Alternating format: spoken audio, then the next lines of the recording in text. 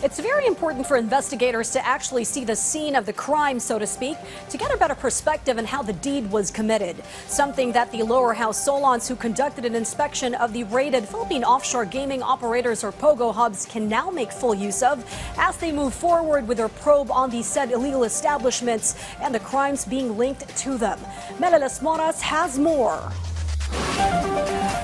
Rooms and offices containing various equipment, used and brand new SIM cards of different networks, baseball bats suspected to be for torture, and military uniforms with Chinese flag. These were just some of the things the House leadership discovered when they inspected several POGO hubs here in Porac, Pampanga. One of the sites they checked was the controversial Lucky South 99 compound, along with officials from the Presidential Anti-Organized Crime Commission and other agencies. The congressmen were surprised at the size of the compound and the number of facilities it has. Prior to this, the House leadership also conducted an on-site inspection at Sunyuan Technology Incorporated in Bamban, Tarlac. According to House Speaker Martin Romualdez, the inspection they conducted is vital in addressing various crimes associated with POGOs. On Wednesday, the House of Representatives will continue their probe on the matter.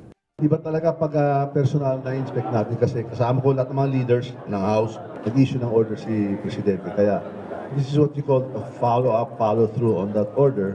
Tutunahan din natin yung PAGCOR in the manner we are in a position to whatever legislation or whatever other inquiry investigation that they require. Some lawmakers believe the personalities behind POGOs, illegal drugs, and other crimes in the country are connected to one another. Hence, several committees in the lower house will join forces to consolidate their investigation on the issue. Ako personally, I strongly believe that there's a criminal organization operating in the country. So, which involves illegal POGOs, scam hubs, drug syndicates, EJKs, and all this. Magkakasama po yan. We will work on having these three committees at the very least. Although the chairs of the other committees here are working together to consolidate their efforts. Kaya maraming din bills dito sa POGO, pero nakikita natin maraming interrelations na hindi kakayanan ng isang committee. According to House Committee on Public Order and Safety Chair Dan Fernandez, in their next discussion, one of the things they want to uncover is who are in cahoots or collusion with illegal POGO activities. Just like in Bamban, Tarlac, where it appears that someone leaked the information about an impending raid by authorities, allowing many to escape.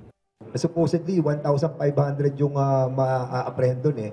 Pero it turned out, naging 300 na lang. Because may tumawag. Doon sa hearing namin, well, basically, yung leak doon, andun ang CIDG, okay?